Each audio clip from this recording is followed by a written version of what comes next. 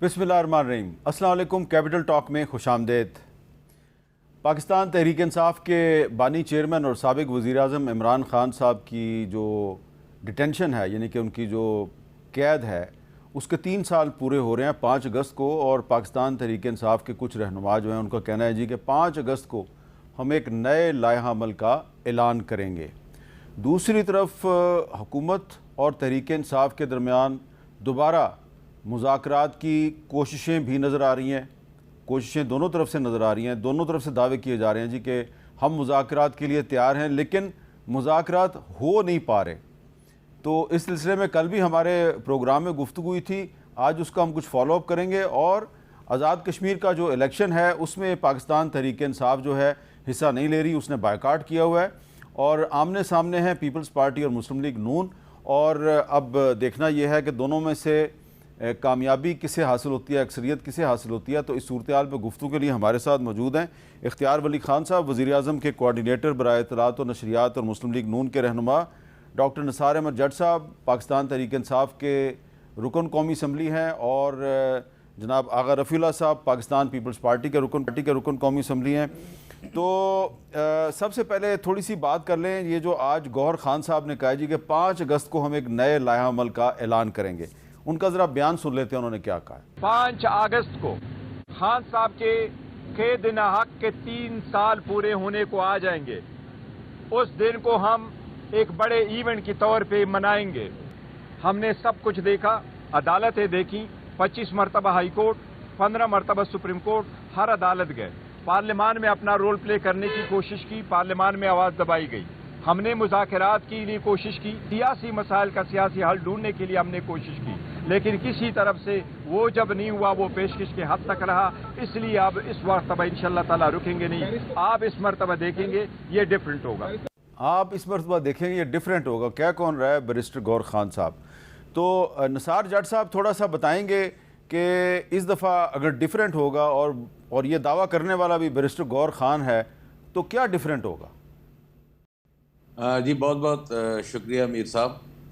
मीर साहब देखें, मेरा ख्याल है कि पाकिस्तान तहरीक इंसाफ ने नो डाउट मैं इस बात को इंडोर्स करता हूँ अपना बैरिस्टर गौहर साहब की, कि जो मुज़ाकराती अमल है इस पर हमने हर तरीके से हर फोरम पर जो है वो अपनी आवाज़ को बुलंद भी किया, और हमने हुकूमत को जो है वो बाबुलंद दावा भी किया कि जी आप आएँ और मुज़ाकरात करें, हम मुज़ाकरात के लिए तैयार हैं। इसके लिए आपको मालूम है कि opposition leader national assembly Mahmood Khan Achakzai साहब, उन्हें अथराइज़ किया गया, और फिर उसके बाद सेनेट के जो अलामा नासिर अब्बास साहब जो हैं रिजवी साहब, उनको जो है अनाउंस किया गया पाकिस्तान तहरीक इंसाफ की तरफ से कि ये मुज़ाकरात करेंगे।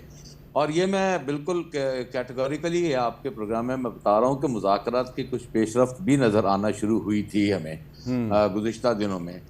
और हमें कुछ इतलात थी कि मुज़ाकरात हो रही है, और पूरी पार्लियामानी पार्टी में इसे इंडोर्स भी किया गया था और सेकंड किया गया था कि जी ठीक है, मुज़ाकरात जो हैं इसको आप फर्दर जो है आगे लेकर चलें और इसमें कामयाबी हासिल हो। अब उसमें कुछ डेडलॉक आया, कुछ हुकूमती दावे ऐसे थे कि जी हम बड़ा दिल करेंगे, हम अपोजिशन के चैम्बर में जाएंगे, फिर बाद में दावा के प्राइम मिनिस्टर साहब के घर में मुलाकात हो जाए, फिर ये हुआ कि जी स्पीकर साहब के पास बैठकर बातचीत हो जाए। अब वो कहाँ आकर डेडलॉक हुआ है नहीं हुआ है, मैं फ़िलहाल उसके ऊपर कोई राय नहीं दे सकता, लेकिन इतना मैं ज़रूर कहूँगा कि एक जो बातचीत का रास्ता जो था वो चल रहा था। अब उसमें डेडलॉक है, वो कहाँ है, कैसे, उस पर मैं नहीं कुछ कह सकता, मेरी इतलात नहीं है। लेकिन हमारे जो वर्कर्स हैं मीर साहब, अब ये जेन्युइन एक बात है कि हमारे जो वर्कर्स हैं ना, वो बिल्कुल उनका जो है ना वो जो है वो पैमाना वो लबरेज हो चुका है, और वो खान साहब की रहाई को लेकर बहुत ज़्यादा संजीदा है। ठीक है। और मुज़ाकराती अमल के सुस्त होने की वजह से मैं समझता हूँ कि जी वो लावा मज़ीद उबल रहा है, और हम जितनी भी पॉलिटिकल लीडरशिप है, हम पर एक बड़ा पॉलिटिकल दबाव आ रहा है कि जी आप लोग क्यों नहीं। उस पर हमने एक पार्लियामानी मीटिंग की थी, और पार्लियामानी मीटिंग में हमने ये डिसाइड किया कि इनिशियली आप जो है वो 5 अगस्त को तमाम सूबे में एप्लीकेशंस दें और अपने अपने जलसे करें। खान साहब के 3 साल पूरे होने को जो हैं वो आप उसे जो है वो पब्लिक में लेकर आए और उस मामले को, लेकिन वो अब हम जाएंगे। अच्छा, अभी आप चुप जरा थोड़ा सा खामोशी इख्तियार करें ना, मैं जरा इख्तियार वली साहब से कल आपकी ऑफर की बात कर रहा हूँ, कल आपने ऑफर दी थी, आप उनसे ले लें। नहीं, मैं पहले जरा इख्तियार वली साहब से रिस्पॉन्स ले लूं। जी इख्तियार वली साहब, अब आप जरा ये बता दें कि वो निसार जट साहब कह रहे हैं कि अब उनको पता नहीं है कि मुज़ाकरात होने या नहीं होने और कहाँ पे बात खड़ी है। बिस्मिल्लाहिर्रहमानिर्रहीम। बहुत शुक्रिया मीर साहब। देखिए, मुज़ाकरात तो अगर कहीं रुकावट थी तो इनकी अपनी बनाई हुई थी। ये आज भी मैं जट साहब को देख रहा हूँ, ये बात कर रहे हैं अपनी वर्कर की और सोशल मीडिया की बात कर रहे हैं। दीगर जमातों में पॉलिसी बनाती है उनकी जमात और उनकी सेंट्रल लीडरशिप, और उनकी फिर जो बाकी टीम होती है, सेकंड टीयर, थर्ड टीम, या जो मीडिया टीम है या सोशल मीडिया टीम है, वो उसको फॉलो करती है। इनकी सेट करती है डायरेक्शन इनकी सोशल मीडिया। इस डर की वजह से इन्होंने 2.25 साल गंवा दिए।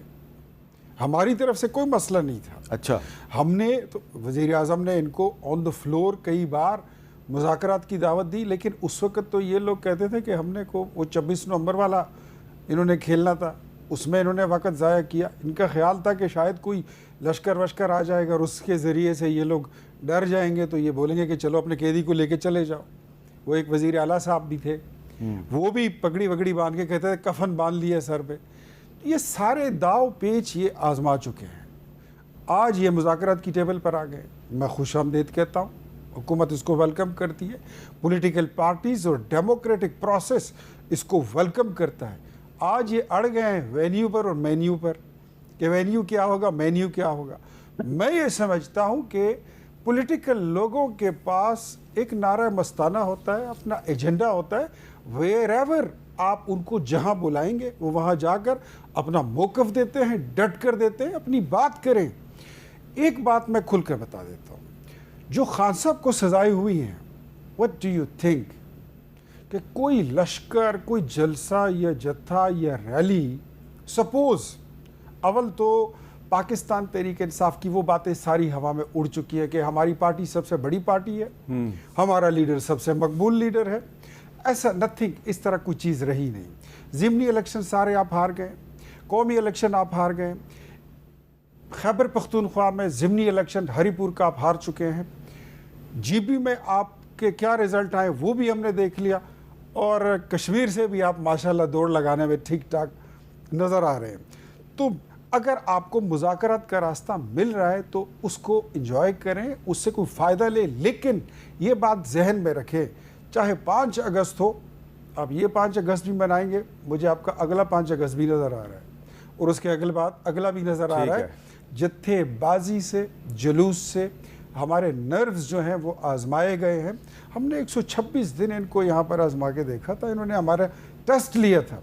तो उन चीज़ों से शहबाज शरीफ या मुस्लिम लीग नून ये अंडर प्रेशर नहीं आएंगे। अच्छा, अब जरा मैं आगा साहब आपके प्यार से बात आने से पहले थोड़ा सा मैं बता दूं कि कल हमारे प्रोग्राम में हुकूमत और तहरीक इंसाफ के दरमियान मुज़ाकरात से कुछ गुफ्तगू हुई थी, और एक हमारे दोस्त हैं वज़ीर अकील मलिक साहब, उन्होंने भी एक वादा किया था, और शफकत अवान साहब तहरीक इंसाफ के एमएनए, उन्होंने भी कुछ बातें की थी। एक छोटा सा क्लिप देख लें ज़रा। कल आने के लिए तैयार हैं? कल सुबह 11 बजे या 3 बजे दोपहर? ये आप मुझे बता दें। अच्छा, जई साहब भी होंगे, लामा राजा नासिर अब्बास साहब भी होंगे, बैरिस्टर गौर साहब भी होंगे, हमारी वहाँ पे पूरी लीडरशिप होगी। आप इनसे मुझे टाइम लेके देंगे? जी, टाइम दे जी। नहीं, मैंने तो कहा कि स्पीकर के पास जाएं, कुछ सालिस भी तो होना चाहिए ना। स्पीकर ने जब ऑफर कर दिया, स्पीकर ने कहा कि अगर दोनों पार्टियां आमाद हैं तो मैं बिठाने के लिए तैयार हूं अपोजिशन को, हुकूमत को। तो क्यों नहीं स्पीकर साहब के दफ्तर चले आते? स्पीकर साहब वो कह रहे हैं कि आप स्पीकर साहब से टाइम लेके दे दें।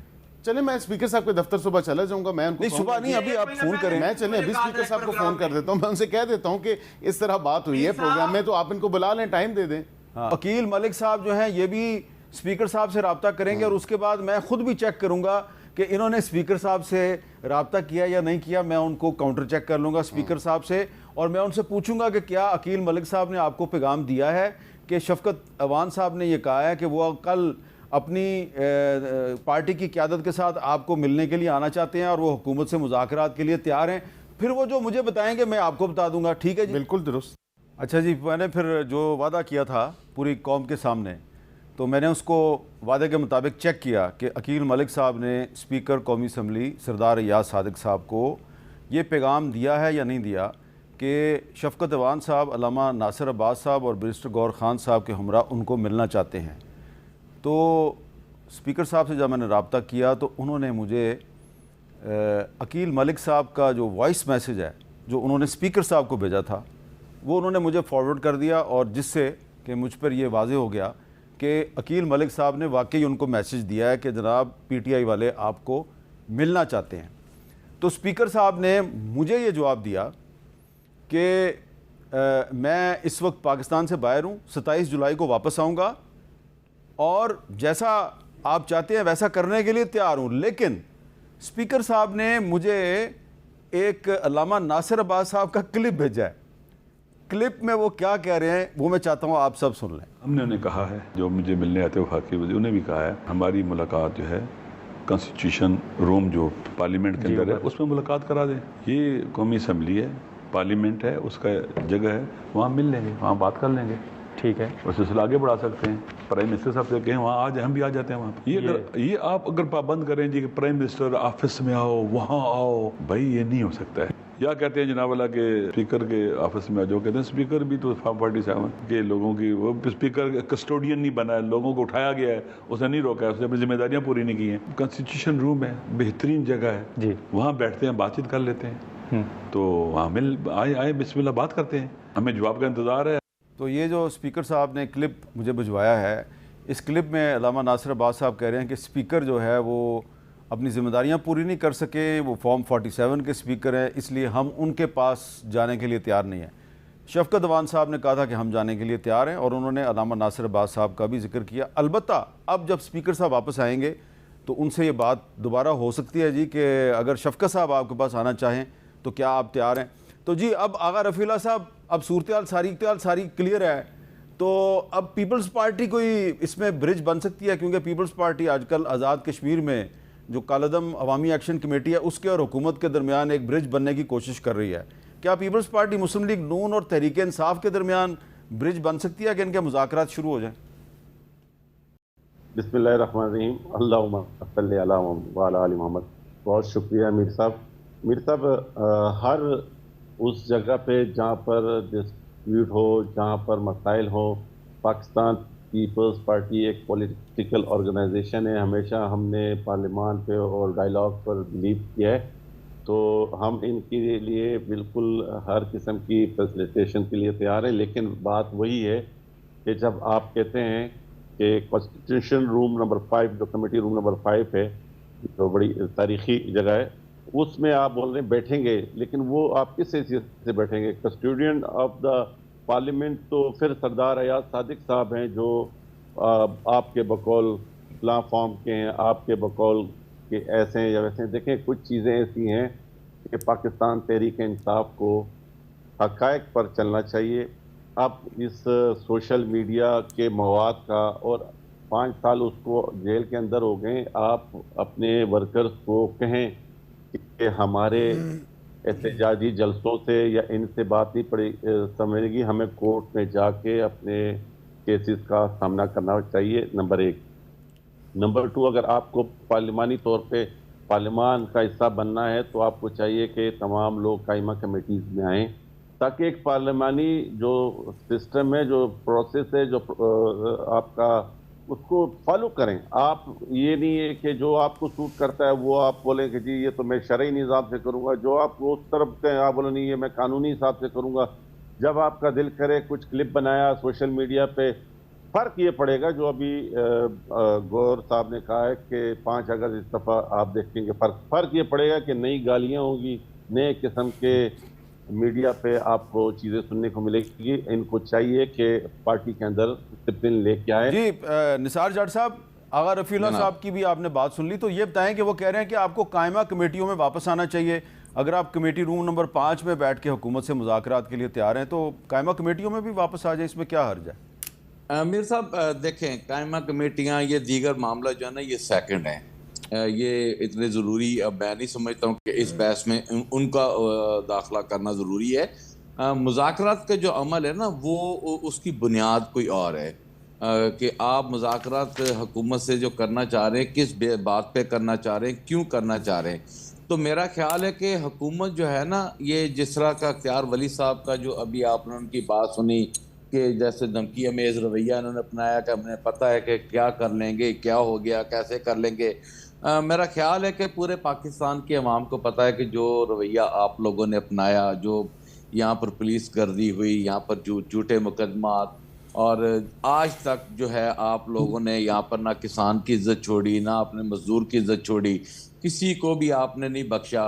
तो अब आप ना जो है वो मुतकब्बराना रवैये के उस लेवल पर चले गए हैं कि आप लोगों से बातचीत करते भी ना अब वो परेशानी का सामना होता है कि आप लोग वसने भी नहीं देते। ठीक है ना जी। तो मेरा ख्याल है कि मैं बड़ी मुख्तसर और मोहतात अंदाज में जिनको हमारे जो दो लीडरान हैं जिनको ये मैंडेट हासिल है कि उन्होंने जो मुज़ाकरात करने हैं, ठीक है जी, वो मुज़ाकरात जो हैं वो कर रहे हैं, और वो जिन से कर रहे हैं वो उनका भी हम सबको पता है। लेकिन वक्त से पहले मेरा ख्याल है कि मैं अच्छा, यानी कि आपका इशारा है महमूद खान अचकज़ई और अल्लामा नासिर अब्बास साहब। बिल्कुल, मैं आपको मीर साहब बड़े दावे से कहता हूँ कि ये मेरे सामने कुछ बातें ऐसी हुई हैं कि जिससे कि बिल्कुल नजर आया कि बैकडोर या बातचीत का सिलसिला जो है वो जारी है। ठीक है ना। अब ये जो हम जब बैठ कर एक दूसरे को ये जो ताना शीना ये देना कि जी इनके हमने देख लिए हैं कि ये कितने ये धमकी अमेज रवैये अपनाना, मेरा ख्याल है कि नहीं अख्तियार वली साहब, आपकी जो खुशामदीद है ना इसमें भी मुनाफिकत है, माजरत के साथ। जब चेहरे मुनाफिकाना रवैया नहीं आप हमें लग। अच्छा, एक मिनट जरा मैं यहाँ पे एक ब्रेक ले लेता हूँ, एक ब्रेक ले लेता हूँ, ब्रेक के बाद दोबारा मिलते।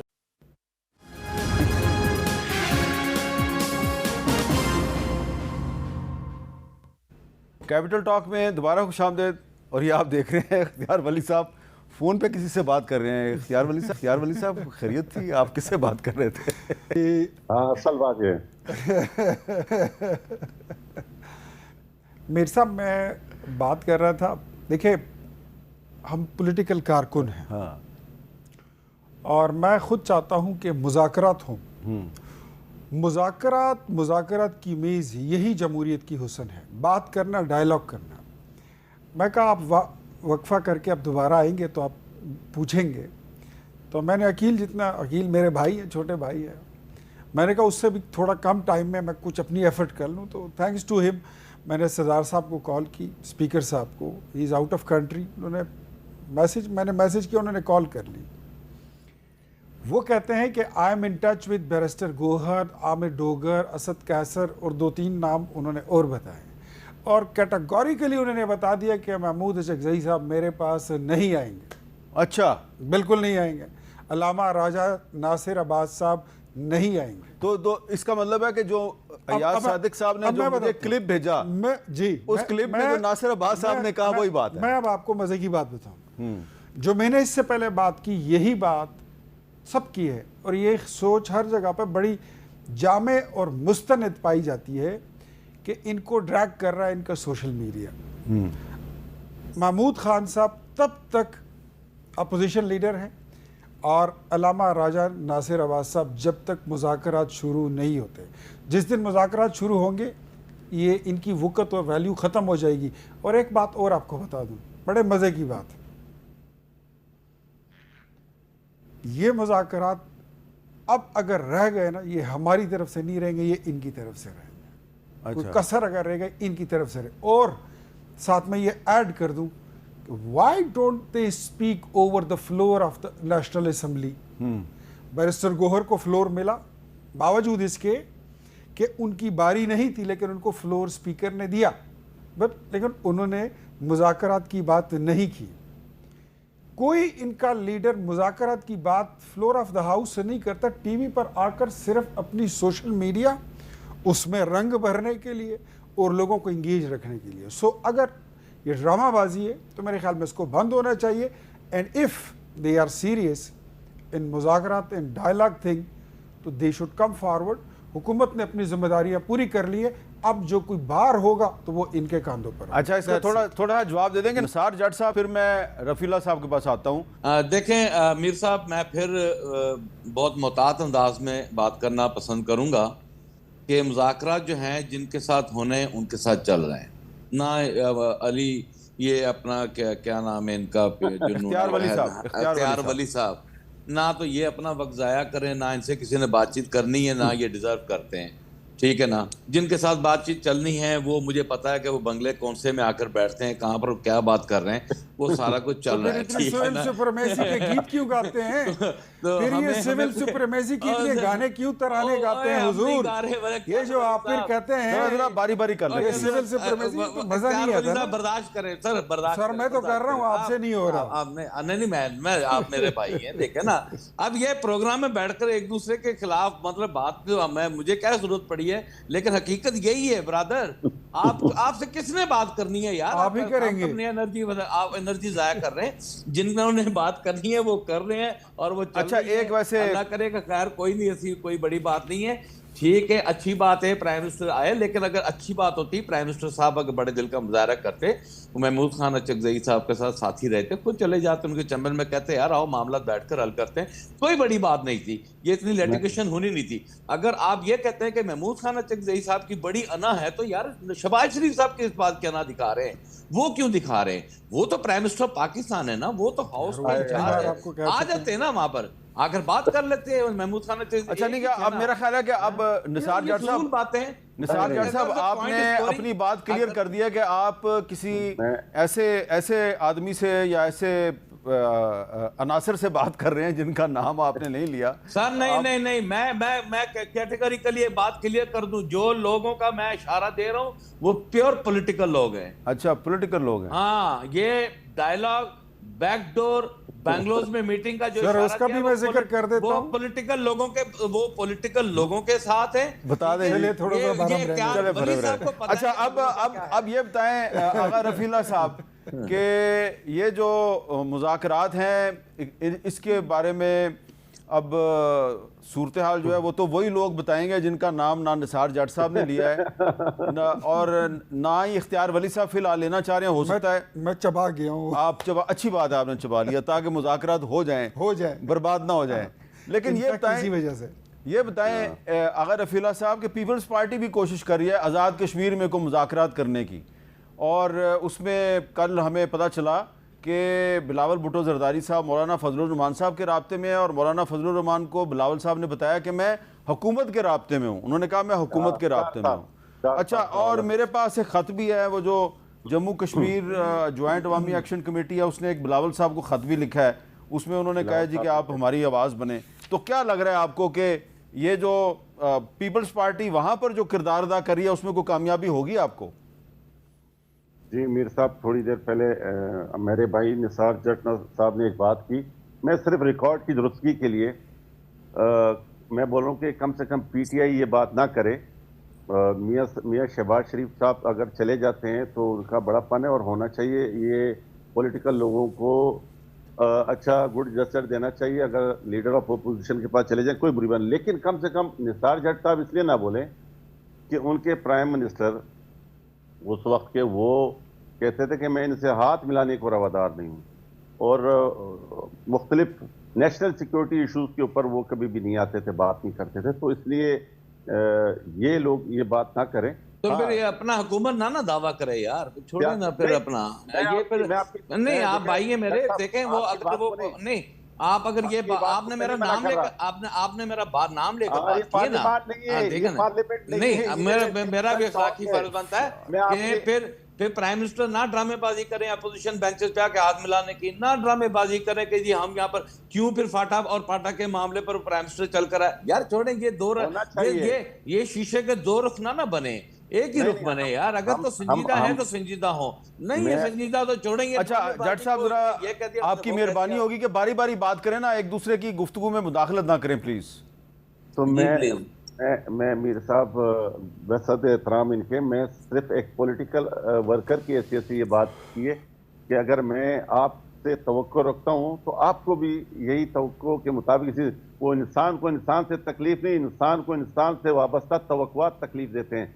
तो हम पॉलिटिकल लोग हैं, हमें वही तवक्को रखनी चाहिए जिस किस्म की मैं करता हूँ। तो इसीलिए कश्मीर में भी बड़ा कैटेगोरिकल ही हमने कोशिश की है कि जो गैर जिम्मेदाराना बयान हुकूमती मिनिस्टरों की तरफ से आए उस पर हमने कोशिश की है कि एक ऐसा रवैया अख्तियार करे कि ना कि कश्मीरियों के दिल दुखे और ना हम इस तरह की कोई चीज़ करें जो कि इस टाइम आग जलती आग के ऊपर तेल का कोई किरदार अदा करे। हमारी कोशिश ये है कि हमने जीबी में भी जाके अपनी लीडरशिप के, जिसमें देखें हमारी माजी देखें, हमारे पास हमेशा हम सिक्योरिटी थ्रेट के हवाले से, सिक्योरिटी इश्यूज के हवाले से, दहशतगर्दी के हवाले से हमारी क़यादत को हमेशा थ्रेट रहे हैं, हमेशा प्रॉब्लम रही, लेकिन अपनी जानों की कुर्बानी दी है और अपनी जानें हथेली पे लेके आज भी कश्मीर में बीबी का लाडला बैठा हुआ चेयरमैन बिलावल भुट्टो एक पॉलिटिकल कंसेंसस बनाने के लिए, एक पॉलिटिकल एनवायरनमेंट बनाने के लिए इस दौर में, सर एक प्लीज, इस दौर में कि जिस दौर में आप चले जाएं कि तीनों सूबों में लोग किनको बुरा भला करें, एक पीपल्स पार्टी है जो सिंध में एक शील्ड का किरदार अदा कर रही है रियासत के बीच में, तो खुदारा ये पीपल्स पार्टी है जो लोगों को और रियासत के बीच में एक शील्ड का किरदार अदा कर रही है कि हम इस मुल्क के होते हुए हम सब कुछ हैं। अगर खुदा न खास्ता इस मुल्क के ऊपर बात आती है तो हम सब में से कोई कुछ नहीं है। अच्छा, अब क्योंकि आज़ाद कश्मीर में मुस्लिम लीग नून और पीपल्स पार्टी इकट्ठे हैं, हुकूमत में इकट्ठे हैं, तो ये बताएं अख्तियार वली साहब कि आपका क्या ख्याल है या आपकी क्या इन्फॉर्मेशन है कि वहाँ पर ये जो कल एक ऐलान भी सामने आया जी कि हम मुजफ्फराबाद की तरफ जो हमारा लॉन्ग मार्च है उसको मुलतवी कर रहे हैं, क्योंकि हमारे पास एक साहब आए थे कोई कमर रज़ा साहब, तो उस कमर रज़ा साहब ने खुद ही तरदीद कर दिया जी कि मैं किसी का नुमाइंदा बन के नहीं गया था, तो ये तो मामला ख़त्म हो गया। अब पीपल्स पार्टी जो कोशिश कर रही है वो उनसे बात करती है और फिर वो आपसे बात करती है हुकूमत से, क्या ये कोई कोशिश कामयाब होगी? अच्छा जी मीर साहब, मुज़ाकरात मैंने इससे पहले भी कहा कि बहुत अच्छी चीज़ है और पॉलिटिकल पार्टीज़ के पास और पॉलिटिकल लीडरशिप के पास मुज़ाकरात से बेहतर कोई रास्ता होता नहीं है, लेकिन जो जिस तंजीम का हम जिक्र कर रहे हैं वो कलअदम है। जो कलअदम होती है, आइन और दस्तूर पाकिस्तान आपको उनसे बात करने की इजाज़त नहीं देता मेरे ख्याल में, तो और उस अगर मैं कानून की तशरीह जी जी जी otherwise I believe in dialogue, ठीक है, I believe in political harmony, अमन हो आश्ती हो, लेकिन जो जॉइंट एक्शन कमेटी है जो इनके मुतालिबात थे, इसमें कौन से मुतालिबात ऐसे थे जो मंजूर नहीं हुए? अब जो काम पार्लियामेंट का है, जो उस असम्बली का है, वो आउट ऑफ द असम्बली जो है, आउट ऑफ द कॉन्टेस्ट वो हो नहीं सकता। अबव द लॉ कोई भी नहीं। ये कल बिलावल साहब ने भी यही तो कहा। सर बात सारी यही है, इस बात को अगर वो समझ जाएं तो मेरे ख्याल में they will wait till election हो जाएंगे, उसके बाद फिर ये बैठे आपस में कश्मीरी। अब आपने बात कर दी इलेक्शन की, ठीक है जी जी सर, तो अब इलेक्शन में तो पीपल्स पार्टी और मुस्लिम लीग नून आमने सामने और तहरीक इंसाफ ने बायकॉट किया हुआ है, और इलेक्शन जो आज़ाद कश्मीर में हो रहा है, आगा साहब उस इलेक्शन के बारे में आज मरियम नवाज शरीफ साहबा ने एक बात की है, मैं चाहता हूँ ज़रा आप सुन लें मरियम साहबा ने क्या कहा, ज़रा सुनाए जी मरियम साहबा ने क्या कहा।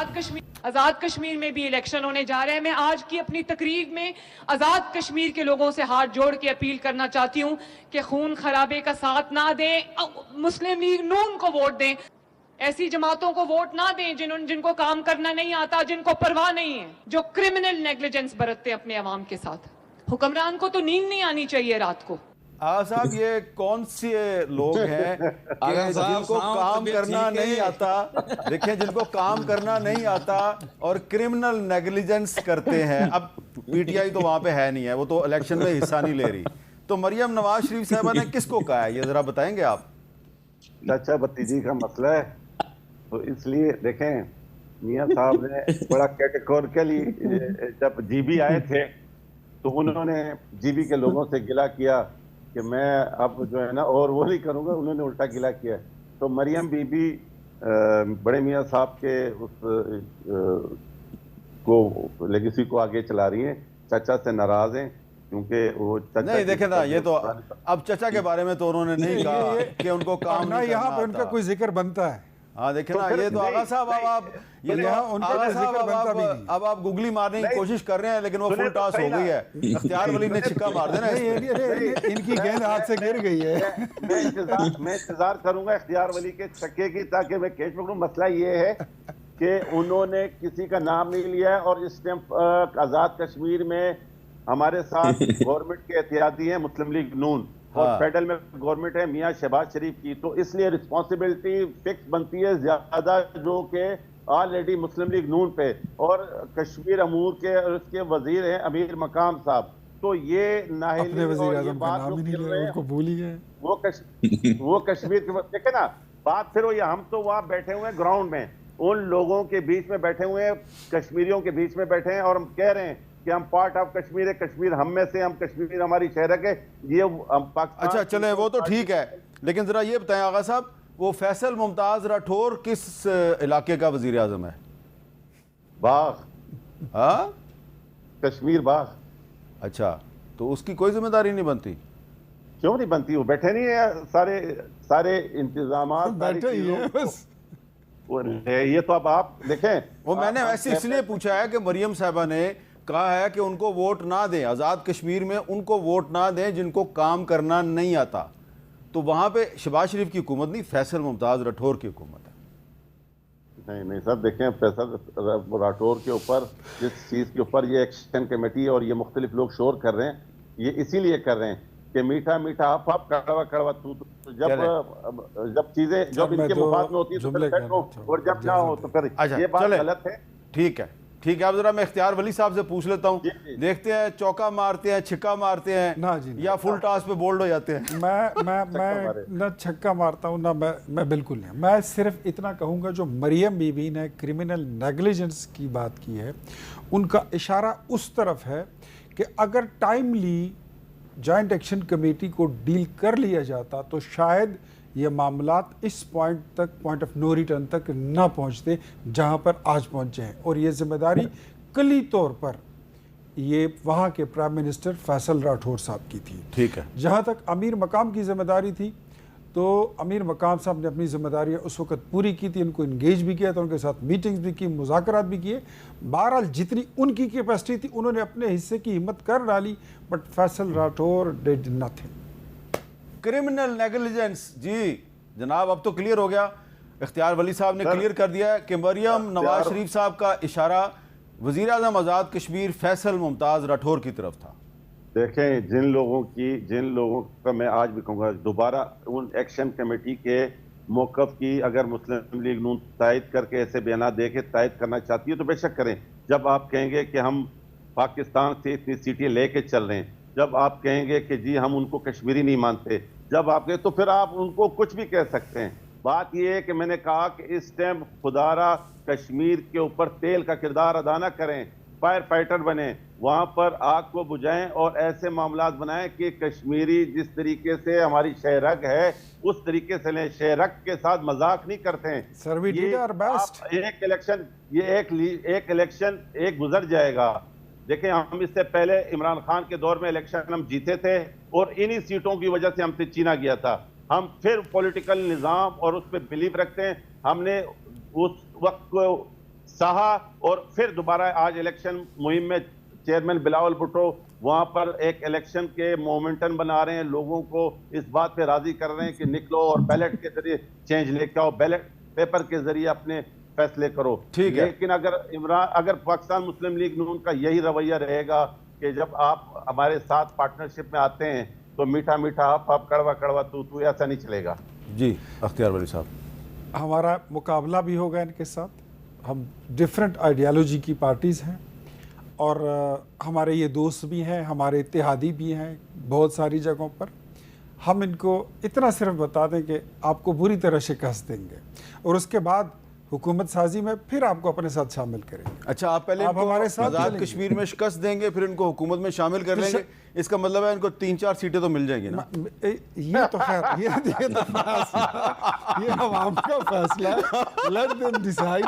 बट जो ऑन ग्राउंड रियलिटीज है वो यही है। तो हम इनको कश्मीरियों को तकलीफ दूर देते नहीं हैं। रखेंगे, अपने साथ रखेंगे, पॉलिटिकल पार्टी है, आपके लेकिन शिकस्त ऐसे इनका बयानात मुकद्दर है, कश्मीरियों को- आपके शिकस्त ऐसे इनका बयानात मुकद्दर है, कश्मीरियों ये को हारेंगे, तकलीफ देते बुरी हैं। तरह हारेंगे। अच्छा, हमारे दोस्त आपके है लेकिन ये ऐसे बयानात हारेंगे। कश्मीरियों को तकलीफ देंगे, बुरी अच्छा, बात चलें, है। ये कश्मीरियों के लिए तकलीफ दे हमारे बड़ी इस अच्छी तरह के बयान। गुफ्तगू हो रही है। इख्तियार वली साहब ये कह रहे हैं कि आपको बुरी तरह शिकस्त होगी, लेकिन इसके बावजूद हम आपको अपने साथ हुकूमत में शामिल करेंगे। तो मैंने उसका मतलब ये निकाला है कि शायद पीपल्स पार्टी को अगर शिकस्त होती है तो फिर भी 3-4 सीटें तो मिल ही जाएंगी। मैं एक ब्रेक ले लेता हूँ और ब्रेक के बाद दोबारा मिलता हूँ।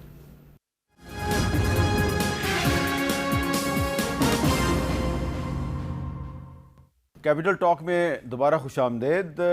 निसार जट साहब, क्योंकि आप तहरीक-ए-इंसाफ आज़ाद कश्मीर के इलेक्शन में हिस्सा नहीं ले रही, तो इसलिए मैंने आपको इस बहस में शामिल नहीं किया। लेकिन आज आपकी पार्टी के जो चीफ मिनिस्टर हैं खैबर पख्तूनख्वा में, सुहेल अफरीदी साहब, उन्होंने आज दहशतगर्दी के हवाले से कुछ बातें की हैं। ज़रा सुनते हैं जी वो क्या कह रहे हैं। आप चाहते ही नहीं हैं कि खैबर पख्तूनख्वा से दहशतगर्दी खत्म हो। इसका मतलब ये है कि आपकी जो पॉलिसी बन रही है उसके मकासद कुछ और हैं, वो खैबर पख्तूनख्वा में अमन नहीं है। तो आपकी हर उस पॉलिसी से मैं बागी हूं जिससे मेरे सूबे को नुकसान हो। खैबर पख्तूनख्वा में अब पॉलिसी इमरान खान की चलेगी। जो बंद कमरों के फैसला साज हैं उनको मैं आखिरी दफा बताना चाहता हूं कि आप अपनी पॉलिसीज पर नजरसानी करें, क्योंकि खैबर पख्तूनख्वा में जो सिद्ध के दिल से चाहते हैं कि यहाँ अमन हो, और उनका इख्तियार भी ये है कि वह अमन के लिए कोशिशें करें, अमन के लिए बंदूक उठाएं, तो उन लोगों से मुझे बगावत की बू आ रही है। आपकी पॉलिसीज की वजह से वो बददिल हो रहे हैं। अच्छा, इख्तियार वली साहब, क्योंकि आपका ताल्लुक खैबर पख्तूनख्वा से है, ये चीफ मिनिस्टर साहब का इशारा पुलिस की तरफ है या किसी और की तरफ है? देखिए, मैं आपको एक बताता तो चीफ मिनिस्टर साहब कभी भी किसी का नाम पूरी तरह से न ले सकते हैं, ना उनकी इतनी इस्तिताअत है। अच्छा, इसका उसकी पता नहीं किसकी, वो इस तरह इशारे के नाम में बात करते हैं। नाम क्यों नहीं लेते हैं सीधी तरह, किसका जिक्र कर रहे हैं? और जिस सूबे में आप वज़ीर आला हैं, आपकी अपनी क्या रिस्पॉन्सिबिलिटीज़ हैं? खुद आपकी अपनी एक्टिविटीज़ क्या हैं? स्मगलर्स आपकी छतरी तले खड़े हैं, मनशियात फरोश आपकी छतरी तले खड़े हैं, लैंड ग्रैबर्स की सपोर्ट आप करते हैं, सूबे का अमन बर्बाद हो रहा है। आपने पुलिस को भी, मैं कहता हूँ, जिसका इमरान खान क्रेडिट लिया करता था कि हमने मिसाली पुलिस बना दी है, उनको दिए गए सारे इख्तियारात, जिसकी वजह से उनको मिसाली पुलिस कहते थे, वो सारे इख्तियारात इन्होंने वापस ले लिए। पुलिस पार्लियामेंट में अच्छा, इन्होंने असेंबली में बिल पास किया है, आईजी को बिल्कुल तोता बना के बिठा दिया। वो जो इख्तियारात आईजी के पास थे वो सारे पॉलिटिकल हो गए, वो वापस उनके पास चले गए। तो जंगलात के काटने का सबसे बड़ा जिम्मेदार आपका सूबाई वजीर है। हेल्थ के वजीर के आपकी अपनी सेहत ठीक नहीं है। कानून का जो वजीर है वो खुद कानून अल्लाह ताला उनको सेहत दे। मैं कहता हूँ अपने इलाज पे वो थोड़ा सा तवज्जो दें तो अस्पतालों पे तवज्जो देंगे, कहने का मतलब ये है। दूसरी तरफ कानून को जो मतलूब है वो खुद वजीर कानून बन के बैठे हुए हैं। सुहेल अफरीदी साहब, what do you think Mir साहब, कि इज ही कैपेबल इनफ कि वो एक छोटा सा एक महकमा चला सकते हैं? जिस बंदे ने पूरी ज़िंदगी में सोराब साइकिल ना चलाई हो, आप उसको बोइंग 777 पे बिठा के व्हाट डू यू थिंक कि वो सूबा कोई तरक्की करेगा? खैबर पख्तूनख्वा में आप जाइए कभी और वहाँ के इदारों के हालात देखें। There is no system of health, there is no system of मुझे कहा है कि आप जाइए, आप मुझे कह रहे हैं जाइए सर, मैं अगर चला गया फिर मैं आपके साथ चलूंगा। अच्छा, आपको मैं आपके शो में ये बात बता रहा हूँ। Pro vice chancellor of Gomal university, उसने ऐलान कर दिया है कि हमारी university is going to collapse. जो वाइस चांसलर है पेशावर यूनिवर्सिटी के, उन्होंने ऐलान कर दिया कि हमारी यूनिवर्सिटी ऑलमोस्ट कोलैप्स होने के वर्ज पर है। ठीक है, जहां पर एजुकेशन का ये हाल है, आप आते साथ कहते हैं अब ये उसका राज होगा, अब इमरान खान का राज होगा। यार ये तकरीर तो आपने 9 महीने पहले भी की थी। अब मैं जरा आगे बढ़ो। निसार जाट साहब ये बताएं कि जब इमरान खान 3 साल से जेल में आए और खैबर पख्तूनख्वा में सुहेल अफरीदी साहब और आपकी पार्टी जो है वो इमरान खान की रिहाई के लिए पेशावर में कोई बहुत बड़ा जलसा नहीं कर सकी, जैसा कि हम देख रहे हैं आज़ाद कश्मीर में जो लोग इस वक्त तहरीक चला रहे हैं, आप उनसे इख्तलाफ कर सकते हैं, लेकिन ये तो आप माने ना कि उन्होंने किसी पॉलिटिकल पार्टी की सपोर्ट के बगैर ही इतने दिन से वो तहरीक चला रहे हैं, लेकिन खैबर पख्तूनख्वा में आपकी पार्टी की हुकूमत है, वहाँ पे हमें कोई इतना बड़ा जलसा जुलूस नज़र नहीं आता। चीफ मिनिस्टर साहब कह रहे हैं जनाब कि मैं वहाँ पे इमरान खान का राज कायम करूँगा। कैसे कायम करेंगे? जी बहुत अपना मीर साहब, अब मुझे थोड़ा सा आपने टाइम देना है। मैं ना कश्मीर के हवाले से कुछ बातचीत करना चाह रहा हूँ। पहले मैंने सर खैबर पख्तूनख्वा का सवाल किया है। सर अगर आप मुझे चले थोड़ा सा टाइम दे दो तो आपकी मेहरबानी होगी। प्लीज क्योंकि जाहिर सी बात है उन्होंने इंफरादी तौर पर इतना बड़ा एहतजाज किया है तो कुछ हिस्सा हमें भी डाल लेना चाहिए अपने पनाह। मीर साहब, जिस दिन ये मामला पार्लियामेंट हाउस में आया है, इससे पहले पार्लियामेंट हाउस में आने से पहले जो है जो उनका नुकसान हुआ है जो कश्मीरी हैं, जिस दिन अपना मौलाना साहब ने तकरीर की है, मौलाना फजलुर रहमान साहब ने, उनकी टेबल पर एक कागज़ पड़ा हुआ था जिसके ऊपर लिखा हुआ था कि मुज़ाकरा से कबल फौरी किए जाने वाले इक़दामात, और ये थे core committee Jammu Kashmir joint action committee, ठीक है, अवामी एक्शन कमेटी जो थी, ये उनकी तरफ से था। जैसे इन्होंने कहा कि जी वो तो कल अदम है, उनसे तो बातचीत करने का बनता ही नहीं है। हत्ता कि हाउस में जब इनके सर से पानी चढ़ गया, ये हाउस में उस वक़्त लेकर आए मामला। और ये जो ख़त मेरे हाथ में है, ये मैं दिखा रहा हूँ आपके चैनल पे, जी मैं आपको व्हाट्सएप भी कर दूंगा। ये मौलाना फजलुर रहमान साहब की टेबल पे थे और मैंने जब ये उठा के पढ़े तो मेरे रोंगटे खड़े हो गए कि इतना ज़्यादा नुकसान कश्मीरियों का अगर हुआ है, क्योंकि देखें मीडिया तो वहाँ पर ब्लैकआउट है, सोशल मीडिया की खबरें हैं उन पर मैं ज़्यादा ट्रस्ट नहीं करता, लेकिन ये वो तहरीर है जो मौलाना फजलुर रहमान साहब के टेबल से उठाई है। अगर ये वैसे आपने उनसे इजाज़त लेके उठाई है? जी इजाज़त लेकर, बिल्कुल। उनसे मैंने कहा मौलाना साहब ये मैं आपके सामने जो कागज़ है इसे देख सकता हूँ? उन्होंने कहा जी आप देख सकते हैं। फिर मैंने देखा, फिर ये कागज़ हमारे दोस्त एमएनए ने जाकर ये पब्लिक भी किया और ये ग्रुप्स में हुआ भी है, मैं इसको डिनाई नहीं करता। चले ठीक है। ये अब मेरा ये सवाल है कि यार अब ये किसके कांधे पे डालें? राठौर साहब के कांधे पे डालें, शहबाज साहब के कांधे पे डालें कि अगर ये जेन्युइन उनके मुतालबात हैं और वो ये डिमांड कर रहे हैं कि जी हम मुज़ाकरा से पहले ये हमारी जो शराइत पूरी की जाएं, उसमें अगर मैं वो आपके प्रोग्राम पे नहीं बताना पसंद करता, क्योंकि फिर वही बात होगी कि इतने बड़े राज या मुंह से बात निकलेगी, आप उसकी जद में आए ना आए, मैं निमाना सा बंदा हूँ, मैं जद में आ। मेरा सवाल तो आप बोल कर गए। सवाल मेरा खैबर पख्तूनख्वा में इमरान खान के राज के बारे में था। अब मेरा टाइम खत्म हो रहा है। नहीं, अब मैं आखिरी बात, अख्तियार वली साहब, आपको मैं दावत देता हूँ, आप आए मेरे गाँव। हाँ, ये जो गाँव जहाँ पर मैं बैठा हूँ ना, इसको मैनचेस्टर ऑफ फैसलाबाद कहते हैं, और यहाँ के आकर पावर लूम इंडस्ट्री का हब है। सर जरा पहले हमारे स्विट्जरलैंड की तरफ तो आइए, नजर में आपको पेरिस घुमा के पेरिस की तरफ, आप पेरिस की तरफ आपको पेरिस दिखाएं, सिडनी दिखाएं, आपको पेरिस हम दिखाएं, आपको सेंट्रल लंदन दिखाएं, आपने जो मरियम ने जो दिखाया सेंट्रल लंदन, आपको वो खंडरात दिखा दे, पाकिस्तान का आपने। अच्छा हमें आपसे कुछ नहीं चाहिए जज साहब, हमें 2013 वाला खैबर पख्तूनख्वा वापस लौटा दो, हमें आपसे हमें इतना ही कर दे, आपसे कुछ इतनी मेहरबानी कर दे, पुरानी पोजीशन पे ले जाए। हमें भी आपसे कुछ नहीं चाहिए, खुदा का वास्ता है, पंजाब की रौनकें आप भी दे दें, यहाँ पर आप आए ना, आपको अल्हम्दुलिल्लाह पंजाब के लोग बड़े खुशकिस्मत है कि वहाँ पर आपकी हुकूमत नहीं है। अच्छा आप आएंगे, आप आए ना, आप असल में जूम पे है, तो जूम पे जब आप अपना हाथ घुमाते हैं ना, तो आपका चेहरा जो है वो पूरी स्क्रीन पे से गायब हो जाता है, हाथ ही हाथ नजर आता है। तो ये हमारे जो प्रोड्यूसर्स हैं उन्होंने एक आसान तरीका ढूंढा हुआ है, जूम पे ले लेते हैं। आपको आपका चेहरा इस वक्त बहुत बड़ा नजर आ रहा है जट साहब, थोड़ा पीछे हो जाओ, थोड़ा पीछे हो जाओ। किसान का हाल आपको बता देते हैं, आपको यहाँ मजदूर का हाल दिखा देते हैं, यहाँ पर इंडस्ट्रियलिस्ट का हाल दिखा देते हैं। आप आए ना, आपको हम दावत देते हैं। 5 साल पूरे होंगे, उसके बाद बात करेंगे वहाँ पर आपका ये तीसरा। अच्छा मैं आपको बता रहा हूँ जट साहब, जब केपीके में पूरे हो जाएंगे और जट साहब आपसे बात कर लेंगे। जट साहब आप उनको बुला रहे हैं, वो आपको बुला रहे हैं, लेकिन मैं आपके पास भी आऊँगा, आपके शहर को भी देख लूँगा। मैं अख्तियार वली साहब के पास भी चला जाऊँगा, मैं खैबर पख्तूनख्वा को भी देख लूँगा। ठीक है जी, दोनों जगह पे जाऊँगा जी। और अगर रफीला साहब मैं आपको आप पेशावर खुश ना हो, यूनिवर्सिटी- मैं अब कराची में भी आऊंगा। मैं आपको पेशावर यूनिवर्सिटी लेके जाऊंगा। हाँ, पेशावर मैं यूनिवर्सिटी, आपको लेनिन हॉस्पिटल लेके मैं पेशावर यूनिवर्सिटी भी जाऊंगा, मैं कराची यूनिवर्सिटी भी जाऊंगा जरूर, और मैं फैसलाबाद यूनिवर्सिटी भी जाऊंगा। फैसलाबाद यूनिवर्सिटी भी आज जाइए, फैसला आप नारोवाल यूनिवर्सिटी भी जाइए, आप लाहौर यूनिवर्सिटी भी जाइए, आप PKLI का दौरा करें, आप लाहौर का अस्पताल भी देखें और हमारे अस्पताल भी चले, देखें। आप तीनों का बहुत बहुत शुक्रिया, इजाज़त दीजिए, अल्लाह हाफिज।